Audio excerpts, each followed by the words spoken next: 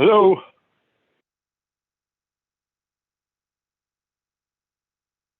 Hello, this is Brian Kale. Can anybody hear me? I don't hear anything until there. There you go.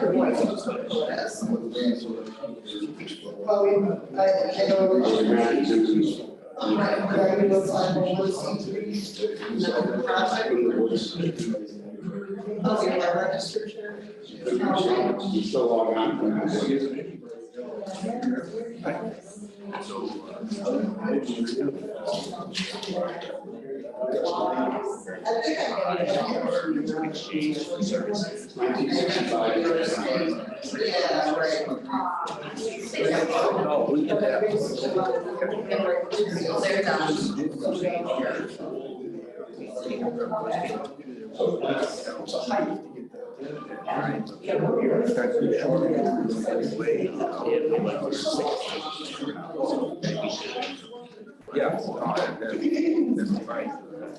All right. They'll come get them. Is that from last week? Twice. I think it's a 6 foot pipe, plus I think it's a string thing, so they're gonna want 10 foot boxes. So they probably can't work it right now anyway. No. But I think they're, I don't know if they're rose clothes, but they're gonna want them to. So, Yeah, well, you gotta figure out, you know, make a little. we'll sell it to them. Yeah, they'll sell it for cost or.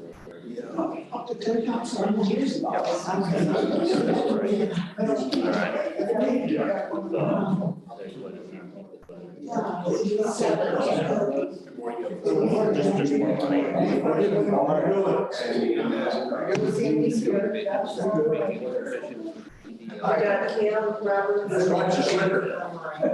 Well, unfortunately. You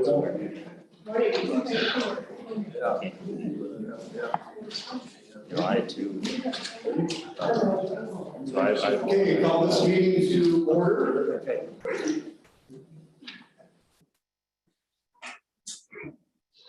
Just because everybody's also trying today. Happy 22/22 on a Tuesday. That your parlay. Never see that again. Okay, first up is Jen. How are you today? Good, how are you? I'm doing very well.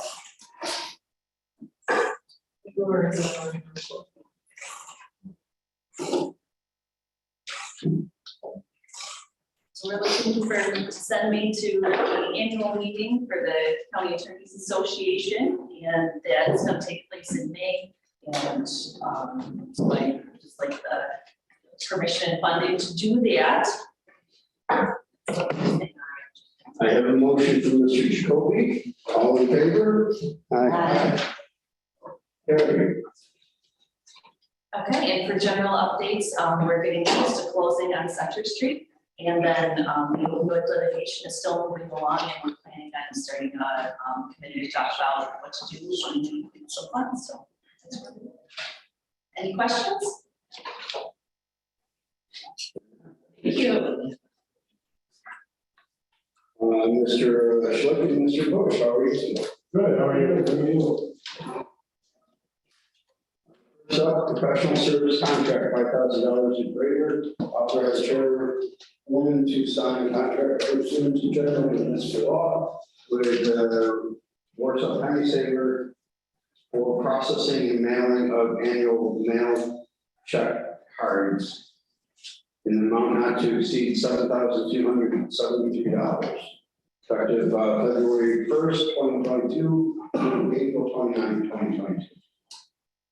It's something we have to do every year, about March, send out 25,000 mail check cards, one to each registered voter. We have in the past had NTS do it. NTS is a election software company out of Niagara Falls. They did it for us. at a better price for a couple of years because they were hoping to get our business. They wanted to sell us their software. Right now we have ES&S, but the cost of their software was twice as what we're paying now, or 3 times. So we didn't enter an agreement with them, so they dropped us. So right now, the Money Saver is about the only one that's out there that can provide this service for us. And they do a good job and they're reasonable. We've got, we know what the numbers were before, and we see what they're charging us now, and they're in the ballpark. So that's why we stick with the Warsaw Money Saver. Nice to keep it local also. Yeah, and it's good. If we got a problem, she's right next door. If she has a problem, she calls us and it works out well, So that's why we want to enter an agreement with them. We've been doing it with them for the last 3 years now. Any questions? Ms. Grant makes a motion to approve this. All in favor? Any nays? Carried. Anything else for me? Well, any questions on redistricting in Miami County? Does anybody, it's kind of interesting the way they split us all up, especially Orangeville, the one right through the middle of town. But we're in the process of, doing what we need to do. We'll have 1 senator for the whole county, 2 assemblymen. DPH will have most of the county. Barry will be an assembly person coming in from Livingston County. And Jacobs is coming in from the northern part of Wyoming County, just taking in a few towns. I think it's Bennington, Attica. Blueberry, And then Tenney's coming in from the south. So we're all chopped up. And, we used to be old, but it's, something we got to deal with, and the voters are surely going to be confused. They're going to go, what the hell is this? We're confused. So if we're confused, they're certainly going to be confused, So any questions on redistricting or what it means to us? The biggest thing that it means to us is more fundraisers that we go to. Well, pick and choose, pick and choose. All right, any other questions? Somebody brought up Ms. Burlington last Friday, we had a conversation, probably an hour, if we had $100. She seems to be a pretty good person. Who should we do? Mark Burns, okay. No, Yeah, we're getting the petitions and the caucus packets ready as we speak. So we'll be calling the town chairs here probably the end of the week, so they can come in and pick them up, because as you all know, petitions, signing starts March 1st through the 31st. And then the first week in April is when you bring them into the Board of Elections and turn them in, okay? So March 1st is the first day, I think, to sign petitions, so we're getting all that information ready in packets like we always do. And then we'll have the county, the town chairs come in and pick it up, or somebody that they choose to have pick it up, okay? Any questions? Thank you, sir. Thank you. Thank you, Nancy. Hey. Good evening. Cindy, how are you today?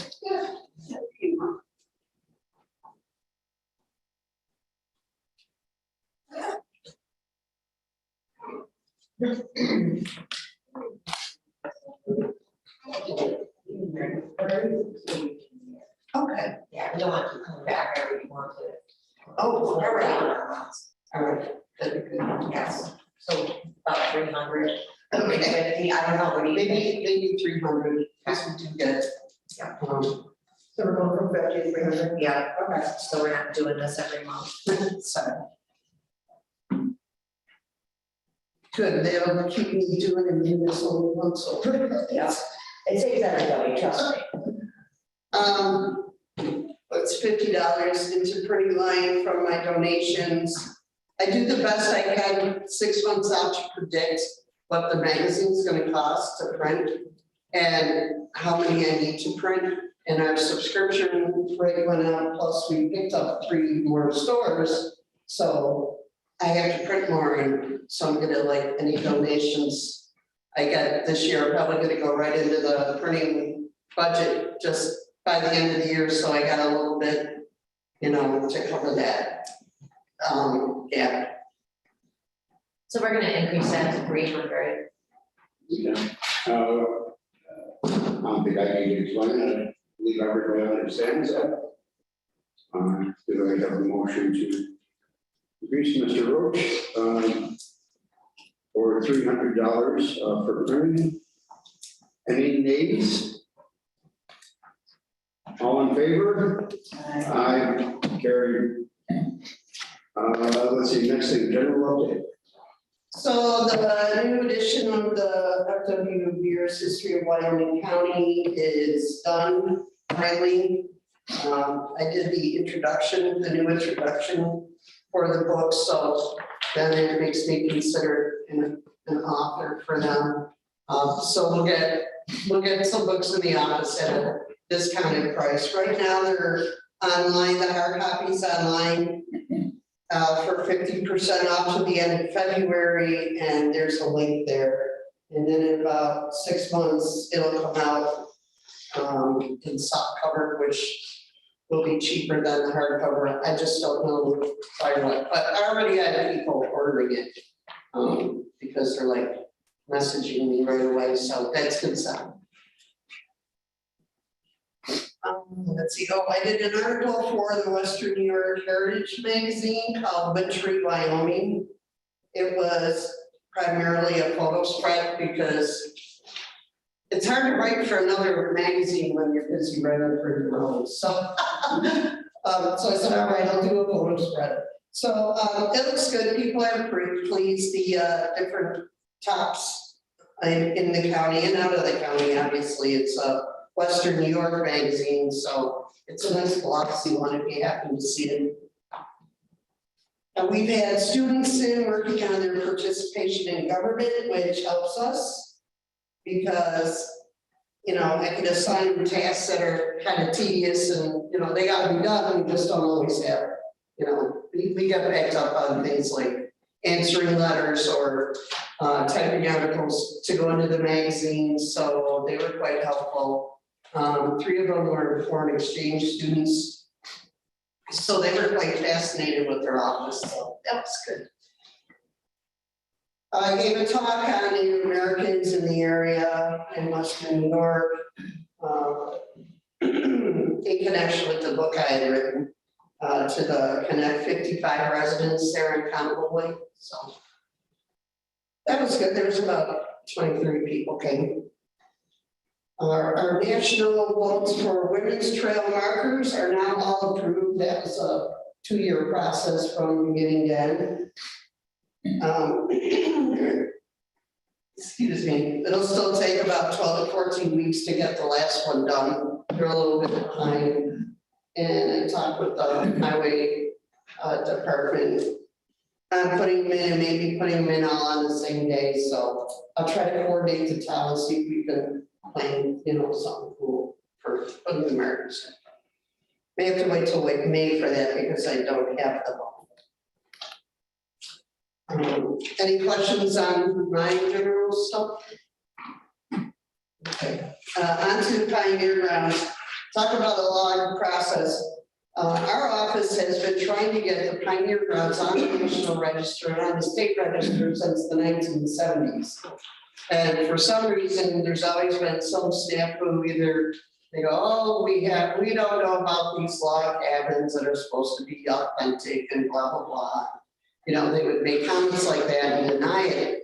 And so when I took over as this county historian, I just like nagged and needled and would send the new person, whoever they were, the same stuff I sent the last person. And if you look at that sheet I handed out, finally in like 2018, they marked it as eligible. And that's the key thing. Once it's eligible, then you can go forward and start working on the nomination process. But first we had to straighten out some mess, which took a time in itself because they had it listed twice. Holly, it's two different things with two different numbers, and one was eligible and one wasn't. And they had something else on that road right there from Peru, New York. So, yeah, so first we have, so I'm into it now. It's just very lengthy because not only did they ask for me to do the building, they asked for me to just do it in district, the whole entire grounds, which is actually more beneficial for us because that's, you know, other grant money we may be eligible for, not just, you know, not just Pioneer Cabin. The only glitch is the two buildings, although other buildings, the church and the school, although they're historic, they were moved there. However, the land itself dates, you know, is over 100 years as the Pioneer Association. So some of that's a matter of how I wrote it, but I have the original deeds. I have a lot of stuff. It's just everything I say, I have to prove every single thing I say. So I have photos. I have. You know, so the file on everything that's been done to the property over the years, because it's been under the historian's umbrella. I have, you know, I have receipts for all that, and I could say when the building was built, the cultural significance, the important people that were there, what it's built out of, so not just that building, the other buildings. So, you know, it's just a long process, and like these markers, it took 2 years. Every time you do something, then there's something else. Well, can you show us this? And then you know, upload.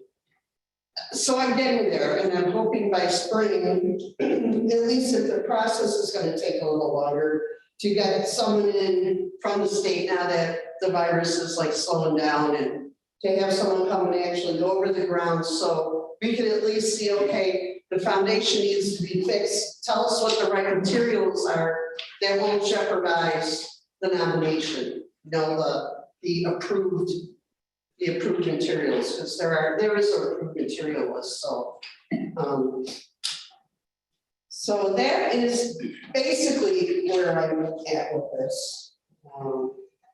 Like I said, it's just, you know, I have to do all 3 buildings plus the land, so, you know, it takes a little bit. Any questions from me on that at this point in time? Hopefully next month I'll know something more, but I'm finally like full-fledged into it now that things are moving a little better. Anything else from me on that? Okay, Derek, have any things to discuss about that? I see everybody forgets their pens.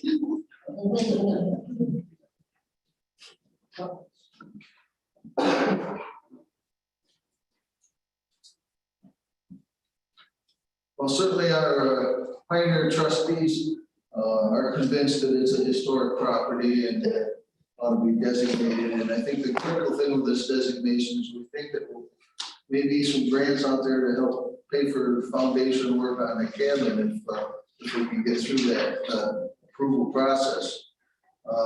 This is our 150th year as a Pioneer Association. We had 149 Pioneer picnics there. We started in 1872 with the first Pioneer picnic. We've done it every year since, except for a couple of years in World War II. So we're hoping to have a big celebration this summer. Obviously, it's not going to involve the foundation yet for the cabin, but that is certainly a priority that we get a decent foundation under there and say that it's sinking into the dirt slowly. So other than that, there's a meeting tree stump that was covered there many years ago, back in the 70s, brought in by Woody Kelly and some of his family. The roof that covers and protects that is rotted and needs to be replaced. I provided Devin with a couple of estimates that I've heard it's going to cost $1,200 to $1,500 to put a steel roof on that would match the one that was put on the bandstand 4 or 5 years ago. That's one solution. There may be others. I don't know if that's something the county wants to take on or not, but it's something that needs to be done.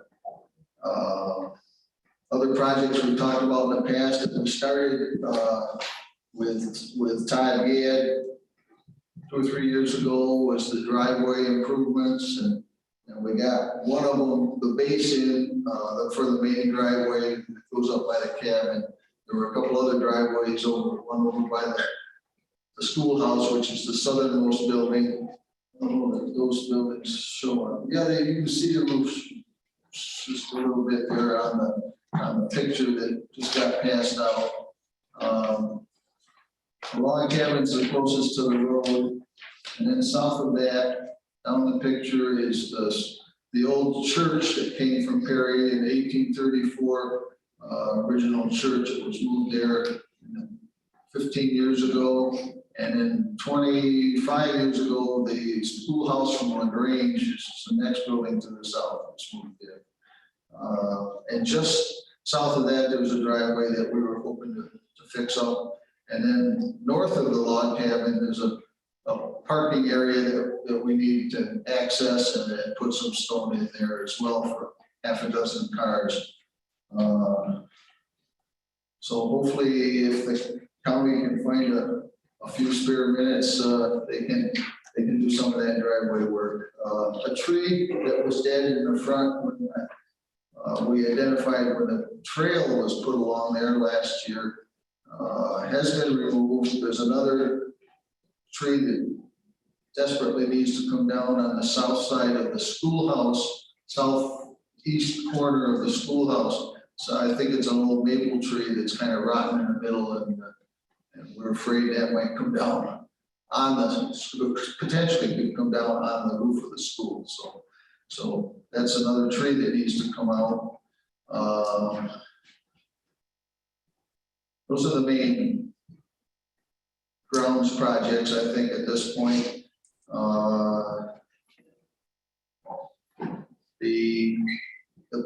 The summer program that we're planning, we hope to have 3 or 4 different events with some historic presentations and some musical presentations. We're hoping the Arts Council will support some of that with the community arts grants.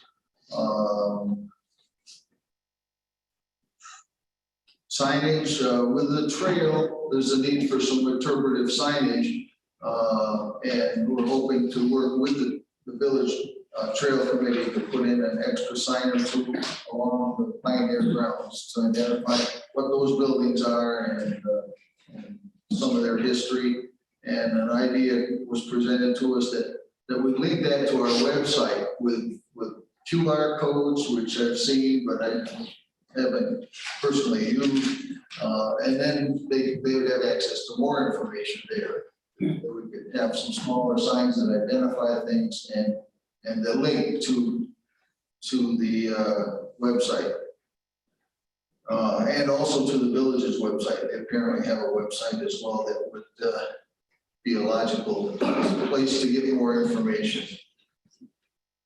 We're working on rearranging things in the museum. Museum is the building to the north end of the property that was built in the 1990s so that we could bring thousands of artifacts that were stored in Letchworth Park back to Wyoming County, and that was done during the whole decade of the 90s. Several different years we went to the museum in Letchworth and brought back the stuff that was labeled as pioneer property.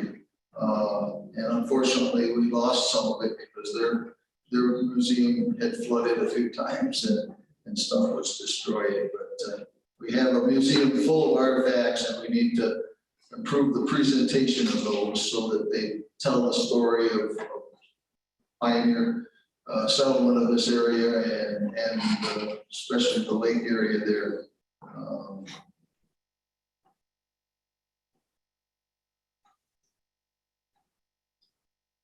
Does anybody have any questions? Who did you say you gave the estimates to? For the roof? Our highway superintendent. Could you send it to me, because I'm the one who does your budget? I don't have them in writing. I just have discussed it with a couple of contractors.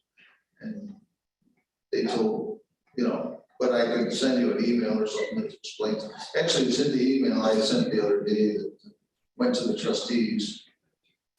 All right, we'll touch base about that. Okay. Yeah, the framework for that roof over the tree stump seems to be in pretty good shape. It just needs plywood and some kind of a covering, whether it's asphalt or steel roofing or whatever. So we're working on that. We'll see what the county can do for us and what the county can do for us for finishing up some of those driveway projects and the tree removals. And then hopefully we'll have a big celebration this summer. Anybody else have any questions? Talking about taking trees down there, is there any plan, do you have to replace some trees? Replace some? Yeah. We've had a program where we've replaced about a dozen trees over the last 10, 15 years. And we do have a lot more past mature oak trees on that grounds that probably will come down over the next 5, 10 years by necessity. So we'll also work on replacing as things come out of there. So there's some value to them oak trees, we have a I think we have. contract for the, I thought we sent them over there, didn't we? has Eric been over there to look at it or anything? No. Eric? Yeah. I thought he went over there. Eric Swansky from Forestry. Our forester. Takes care of the board. We I thought we did that. met with the forester 2 or 3 years ago up there. We could have 2 But years. then since then, we have met with the extension guy, Don, Yeah. and he recommended a couple of trees come out. He seems to be fairly knowledgeable about what should be. We can touch base with Eric. What's that? I said I can touch base with Eric Swansky and see what he should have met someone out there in a conversation. He gave us a very high estimate for some of his work. I mean, I don't recall off the top of my head. We don't remember talking to him.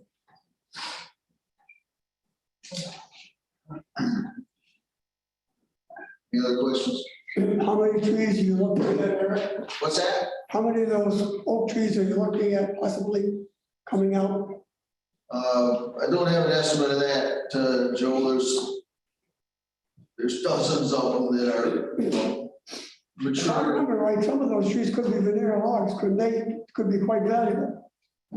If you can avoid the spikes that are in the bases, and so that seems to discount it. And I think we did get a few $1,000s when we took out 20 trees 20 years ago, maybe it was now.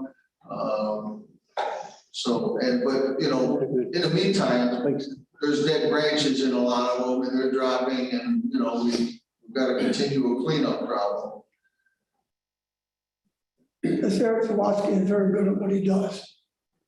So, It was like the two things, last year, the year before, it could have even been the year before, but.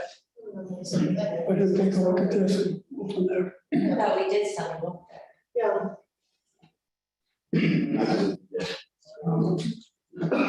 Reach out to them. A lot of those, now those trees are close enough to where people are around. It's not like a big woods. Most of the guys don't like trees that are close to public because somebody might shove a nail in it at some point in time. And when they start cutting them up, you get to that nail and you just completely take the blade out. So they don't usually like those type of trees. But Been a lot of political rallies and picnics and whatever over the years on the grounds. yeah, you gotta start up 10 feet up and cut it from there, and then you lose, your first 10 feet forward. So, A metal detector could define that if they were veneer logs. yeah. Anything else? Thank you, Mr. Chairman. Anybody have anything else for Eric? Hearing none. Mr. Farberman, how are you today? Morning.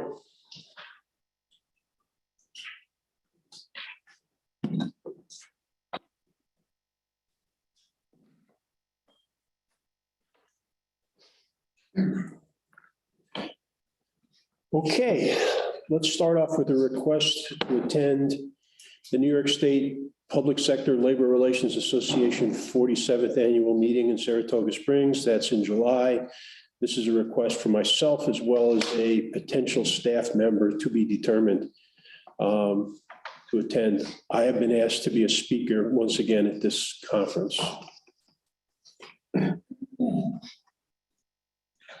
Mr. Granger, any name votes?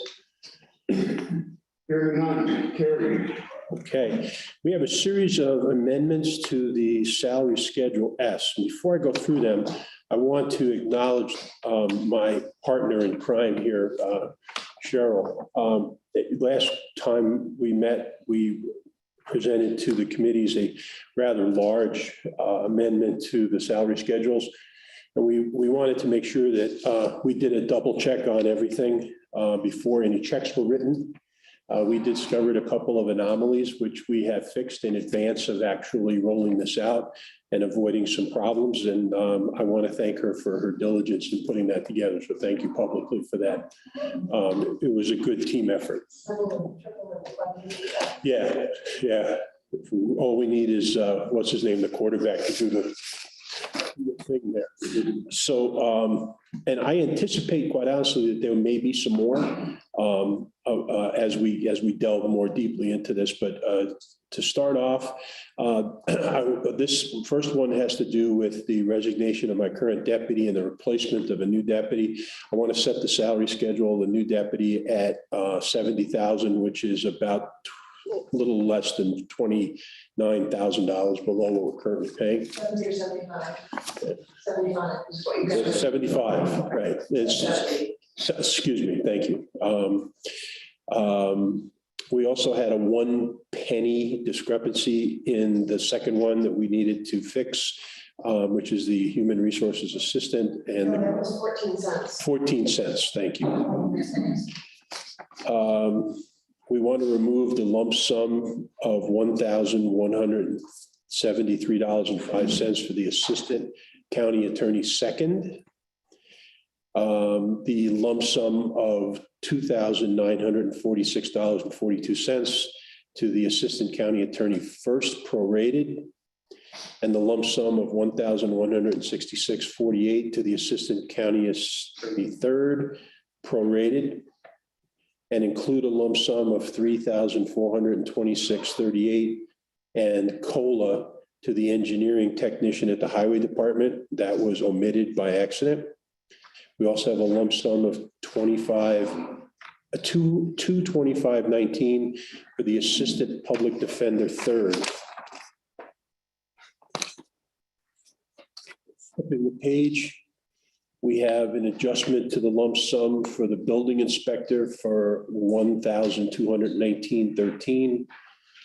We also would like to revise the undersheriff's salary to reflect a corrected amount of $99,897. I'd like to revise the secretary to the sheriff to a corrected amount of $57,750. And we'd like to revise the secretary to the sheriff temp to reflect a salary of $63,281. Also, the 911 coordinator, $65,000 effective May 2nd. And a lump sum to the 911 coordinator prorated of $3,033.49.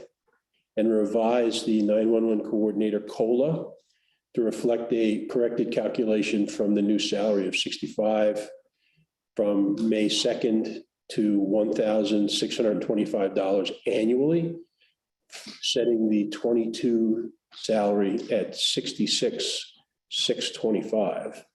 Also like to recommend the jail administrator, 22 salary reflect $80,842. And then changing the page, a lump sum salary for the planner prorated to $719.21 in the amount of $1,764.46, and a lump sum for the veterans director of $857.30 prorated to his start date of 9/13/21. And we would also need a amendment to local law for the superintendent of highways lump sum correction to 1870/40 and a recalculation of salary, which was a typographical error, setting that salary at 80,000 effective August 30th, 2021, and to revise the COLA of 2,000 for the annual 2020 salary, moving it to 82,000, subject to action by the Public Works Committee Chairman, and a lump sum of $857.30 for the Director of Veteran Services. Seems to be. Do all those, or the next one seems to be a little bit different? It is, that's why I said. Then we have any comments or questions further on these amendments and changes? I have one question. I see the correlation between the budget director, that you're amending Schedule D, but it also is reflecting the local law. Does the superintendent of highways also need to be amended in Schedule D? Yes, The local law, it's shown on the website, in Schedule D. It already was, we have it for the local law.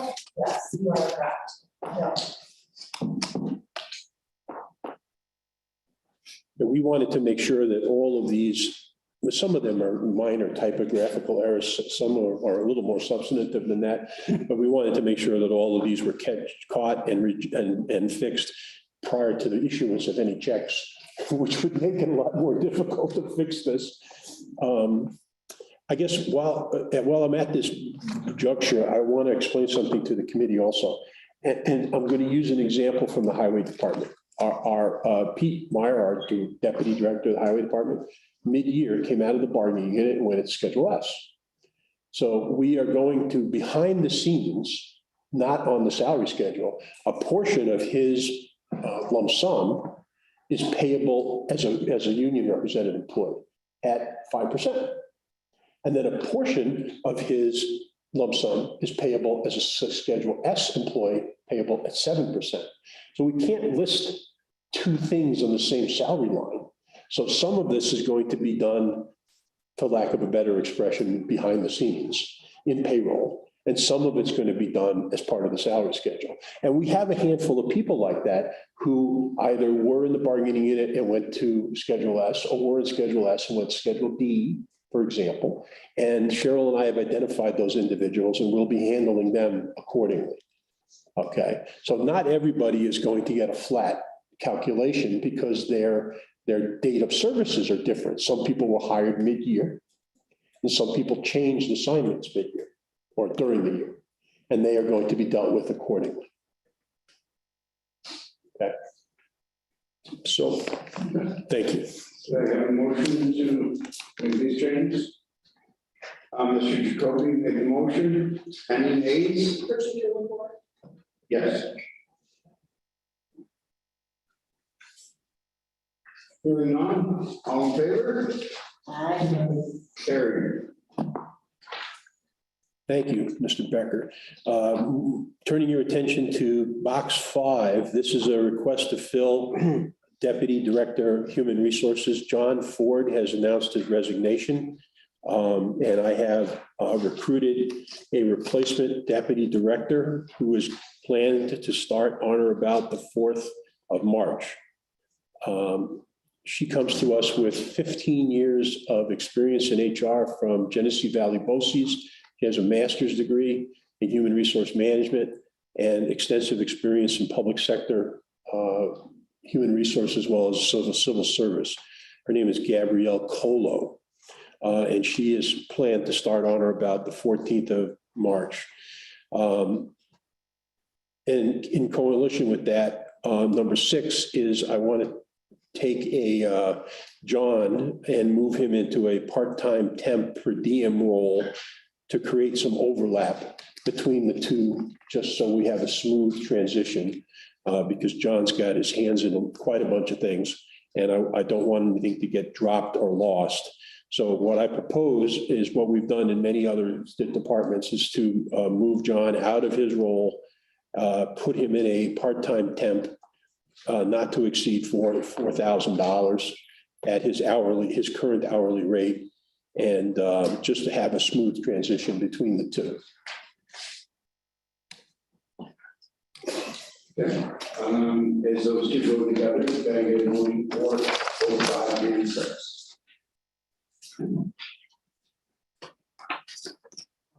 Ms. Grant, any nays? All in favor? Aye. Carried. All right, number 7 is a request for funds to purchase a desk for the new payroll clerk handling the hospital payroll. The old payroll clerk worked in a modular desk arrangement that was not removable when she left, and we needed to provide some kind of a workspace for her. She's currently set up on a temporary folding table, which is really not where we want her to be. So we're looking to purchase a desk commensurate at the style and level that that position would require. And so we're requesting to spend a couple $1,000s. And then I have some discussion items after that vote. I have a motion from Mr. Granger on the desk. Any no votes? All in favor? Aye. Carried. Discussion items. Okay, several of these are appropriate for open, and then depending on what your desires are, we may request executive session, Mr. Becker. So let me start with the service awards. Many of you may be aware that we have been issuing service awards to our employees at the hospital for quite some time. We issue them pins, lapel pins, as well as gifts for certain levels of service. It has often been asked, why do we not honor the service of our county side employees?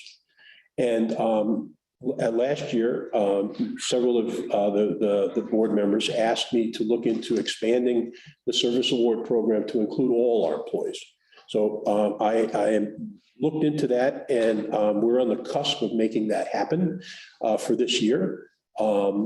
We would continue the service award program that we currently have at the hospital, but we'd like to change the awards themselves. We're going to continue to do the pins, but rather than have a hospital identified service award, I think we would do a generic county for everybody. I think it ends some of this us and them stuff that goes on between the hospital and the county. So I'd like to recognize everybody the same. I think that we're going to be able to accomplish this PIN award certificate. And then I'm also proposing that we take out an ad in the local paper on the day or on the month that we actually award these, and list the people's names who have been identified as reaching a certain plateau in their careers to honor their service. And we're going to be moving forward to do that. I thought we'd give you an opportunity to express your thoughts, or if you have any comments on it. When we do a press release rather than an ad in the newspaper. Yeah. Probably look better, especially if the chairwoman were to issue that. Yeah, that's. Month, you're doing it every month. Yeah. Not every month, oh. No, we do it just once a year. No, we do it, we only do it once a year, and only those people who have reached the 5, 10, 15, 20 and above plateaus. So generally that number of people is somewhere between 75 and 85 people countywide, including the hospital. And obviously diminishing as you go higher in service. Mr. Granger, last month when we walked out here, we made comment on that. It was very nice that we had a person at 26 years as a Meals on Wheel driver, and another individual that was 31 years, I believe. We don't acknowledge the service on the county side. I don't know why, but we don't. We should. I know, it's something that bothered me since the first time I was down in the hospital. help with theirs. You see how they do that. And it's, I appreciate all of that and trying the best. I think it's important to recognize that. And I'll come to the committee with a firm cost of the additional expansion of the program. I don't expect it to be more than $1,000 annually, to be honest with you, maybe $2,000 annually for the additional awards. And if we decide to do any kind of press action to include the folks on the county side, because the hospital side's already budgeted and it's all there. So, and we're at a plateau right now where I have to order more pins anyway. So rather than to order hospital and county pins, I'll just order the same for everybody. They might be around 30 around. What's that? So they might be sitting out on the around. Yeah. Hopefully not. So. We don't need any. No, I'm just giving you a heads up what we're working on. We already talked about number 2. I thought I'd provide the committee a brief update on the activities involving a search for a CFO and CEO at the hospital. We are actively involved in a search for both of those positions. We've contracted with a contingency search firm. When Joe untimely passed away, we had to rechange the priorities. Our initial priority was the financial officer. We changed that priority to the executive officer because I think everyone agrees that makes more sense to do it that way. So we are currently engaged and out working on candidates. We have identified preliminarily a couple of candidates for the executive officer's position, and we're vetting those candidates right now. Obviously, we need to continue that effort. We have an acting interim CFO who we've extended his contract, and he seems to be working out okay as an interim. And then we're also going to be discussing employing an interim CEO if our search cannot proceed in a timely manner to replace that. So I thought I'd give you an update on that. There's really not a lot more to talk about there, but we are actively working on it. Any questions about that? Okay. I wanted to give you a heads up about a temp position in building codes. Don Roberts has come forward and said he needs some help because of the garbage tote situation. And he's submitting emergency fill paperwork for that position on a temporary basis. And then last, I wanted to discuss with the committee the possibility of hiring a part-time temporary clerk in the HR department. We are hundreds, if not thousands, of transactional activities behind in the HR department. There's several reasons for it. One is absenteeism in my department due to COVID. The other one is the huge volume of paperwork that's required, mainly because of all the transition at the hospital. This came to light during Cheryl and my activities in updating the salary schedule. We're so far behind in logging these changes in that when we went to look at the salary schedule changes, some of the information in the system had not been updated, and we were working off of bad information. For those of you who aren't familiar with the system, every personnel change, salary change, longevity change, address change, payroll change has to be multiply entered into multiple systems in HR. So it requires at least 3 data entries. So it's 3 times the person has to go in, log into a system, make a change, log out of that system, log into another system. And in addition to being highly inefficient, the potentiality for mistakes is, tripled.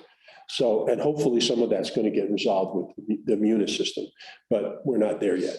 So we're going to be coming to the committee in the next round, or before, with an emergency fill request for a clerk to help us get caught up. So I wanted to give you a heads up on that. How long do you think it's gonna take to? 6 months? I think less than that. Yeah. And some of you had toured the records room, and you had seen what, well, I would not invite you there today. It is a disaster. We're so far behind because of the volume of departures and changes and things. And we're looking at somewhere between 95 and 105 open positions at the hospital that we're working our way through.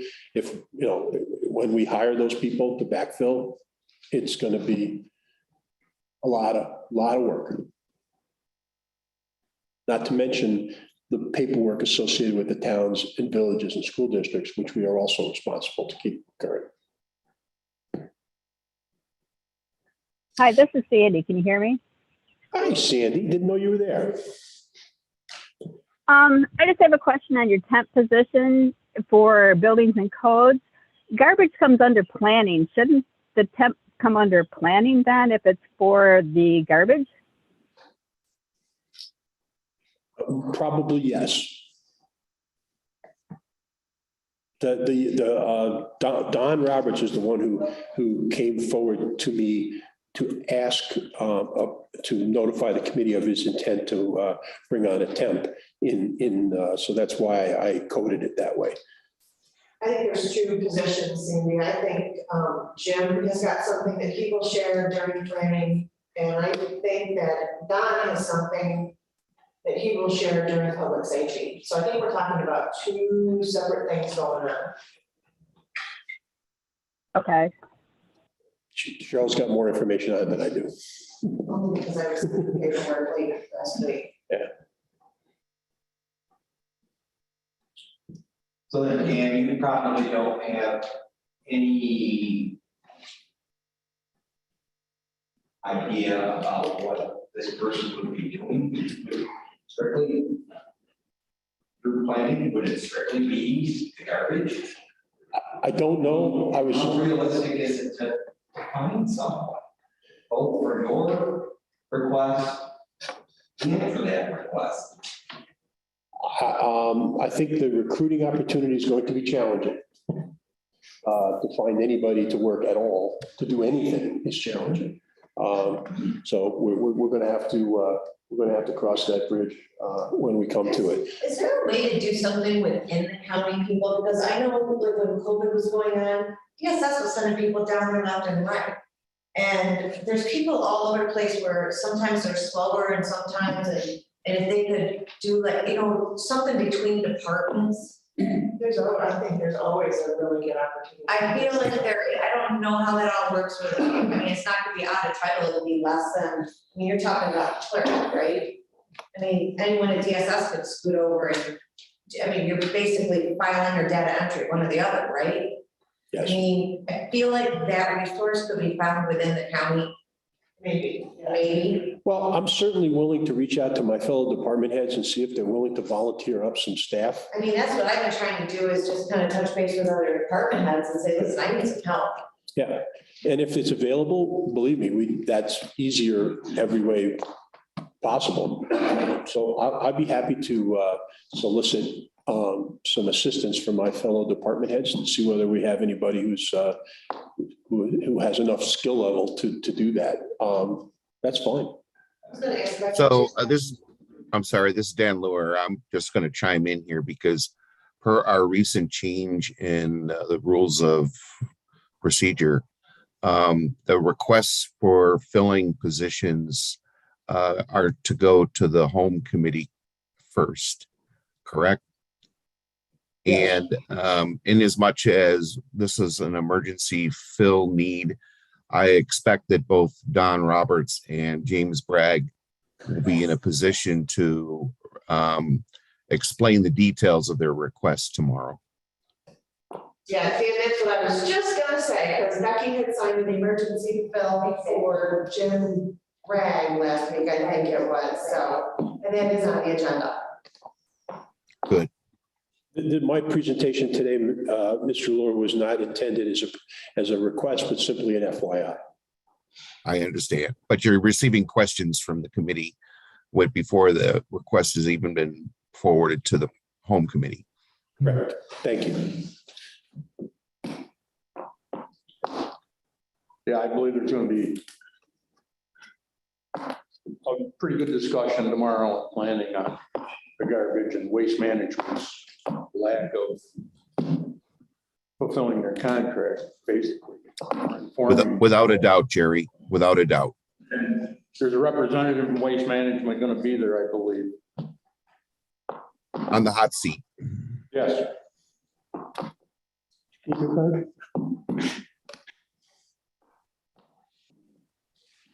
Okay, I have a couple of personnel matters to discuss with the committee, a legal update to discuss with the committee, and I would request executive session to have that conversation. And did you do the BBJ contract update? Was that the CFO update? On your bullet? I'm saying, The BBJ contract update, was that in your CFO? no. I have a motion from Mr. Roach. Executive session, any second on that? Mr. Granger, thank you. All in favor? Carried.